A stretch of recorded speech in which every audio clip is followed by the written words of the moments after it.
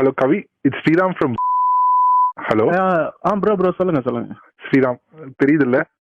தெரியுது ப்ரோ, தெரியுது. ஓகே. ஒரு எமர்ஜென்சி சிச்சுவேஷன். ஓகே. நீங்க நியூஸ் பாத்தீங்களா?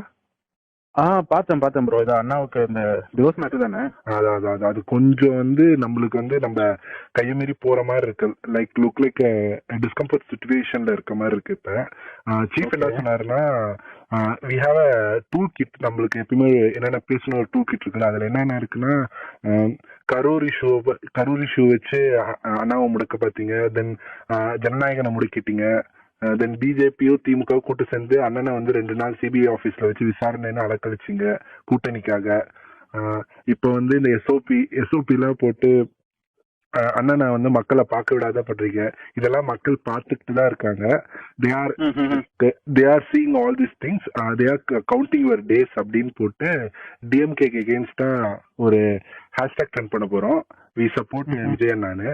ஸோ நம்ம என்னன்னா, லைக் கரூர் இஷ்யூ அப்ப என்ன ஊகான் என்ன எஸ்ஓஎஸ்ல ஒர்க் பண்ணமோ அதே ப்ரொசீஜர் தான்.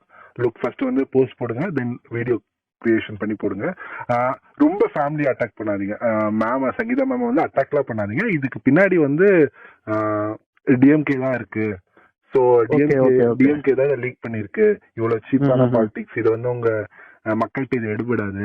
மக்கள் இன்னும் அண்ணனுக்கு அனுதாபம் தான் பட்டு இன்னும் நீங்க அண்ணனுக்காக அண்ணன் ஜெயிக்கிறதுக்கு நீங்க ஒரு வழிவகை பண்ணிருக்கீங்க.